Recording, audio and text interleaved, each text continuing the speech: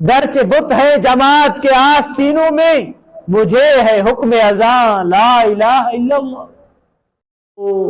कुरान मजीद के समझो, समझी करे वेही न रहो पंहिंजे इल्म मुताबिक, पंहिंजे फहम मुताबिक, पंहिंजे ॼाण मुताबिक। फरमायो वयो बल्लिगू अन्नी वलौ आया, तबलीग कयो, पहुचायो।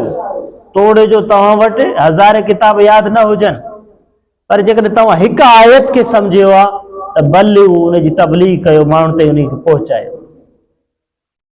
यानी ईअं न आहे त को पढ़ियल लिखियल है सिर्फ़ पुछा उन खां थींदो, न, यकीनन उन खां पुछा थींदी। पर जेकॾहिं तव्हांखे हिकु आयत ख़बर है, पर बावजूद उन ख़बर जे उन तशरीह के, उन खुदाई अहकाम के पाण ताईं बंद रखो था पिया, माण्हुनि जे भलाई लाइ माण्हू खे नथा ॿुधायो, त बल्लिगू अन्नी वलौ आया में जेको असांखे हुकुम ॾिनो वियो आहे त उन जे न पहुचाइण जे करे क़यामत जे ॾींहुं मुजरिमनि जे कटड़े में शरीक हूंदासीं। हाणे तव्हां असांखे सोचणु घुरिजे त अॼु तालीम जी छा पोज़ीशन आहे। पुराणे दौर जे तरफ़ वञूं, उन में पढ़ियल लिखियल माण्हू इंतिहाई घटि हूंदा, उन में आलिम हाफ़िज़ इंतिहाई घटि हूंदा, उन में मस्जिदूं इंतिहाई घटि हूंदियूं, उन में जुमे जी नमाज शहर जे जामिया मस्जिदुनि में अदा कयो वेंदो। पर तंहिं हूंदे बि माण्हुनि खे जेकॾहिं क़ुरान मजीद जे आयत अहादीस पाक मां हिकु हदीस ॿुधायो वेंदो हो त उन्हनि जूं दिलियूं नरम थी पवंदियूं त बाबा असां ज़िंदगी ग़लति राह ते गुज़ारीसीं। हाणे इन जो फहम असांखे आयो आहे, हिकु आयत सम्झी उन आयत जी फहम, हिकु हदीस उन ताईं पहुचायो वियो, उन हदीस जी फहम उन ताईं पहुची वियो, उन खे सम्झी करे उन्हनि जे दिलि में अमल जो जेको आहे तड़प पैदा थी पवंदो। अॼु मौजूदा दौर में अल्लाह ख़ैर करे उलमाए किराम जी कसरत है, हुफ़ाज़ किराम जी कसरत है, तालीम याफ्ता तबके जी कसरत है। मस्जिदूं अल्लाह ख़ैर करे हर हिकु ॻोठ में कई मस्जिदूं हैं,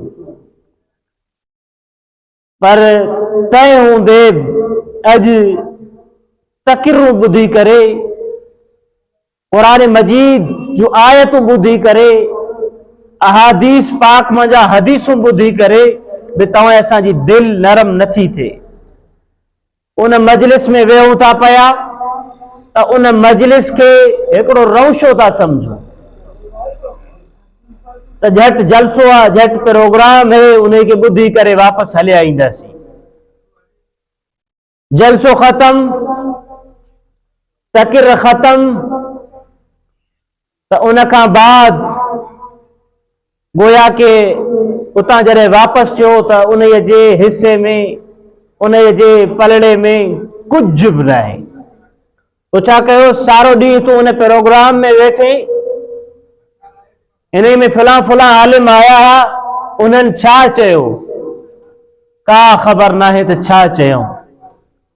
बसि चवंदो ज़बरदस्त अंदाज़ सां मौली साहब आयो, तक़रीर करे हलियो वियो। वाह जो उन जो आवाज़ सुरीलो हो, वाह जो उन जो अंदाज़ बयां, ॻाल्हाइण जो अंदाज़ ज़बरदस्त हो। उन खां अलावा हमरा खे, उन खां अलावा असांजे हिन समाज जे उन इंसान खे कुझु बि यादि नथो रहे। त हिकिड़े शागिर्द खां पुछा कयो, उस्ताद यादा बेख़बर अल्लाह साईं इंसान खे ॿ कन छाजे करे ॾिना आहिनि?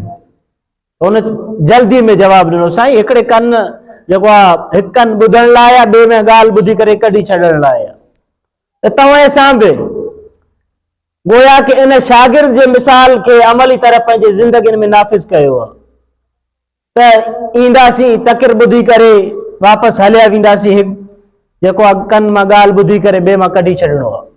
असां बि सुरनि ते ज़ोर ॾिनो आहे, असां पंहिंजे आवाज़ खे खूबसूरत बनाइण ते ज़ोर ॾिनो आहे। असांजो बि इन सां कोई तवजो न आहे त माण्हू सम्झनि था या न।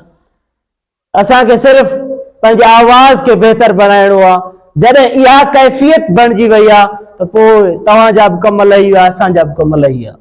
ही दीन अॼु मज़लूम बणियल आहे। क़ुर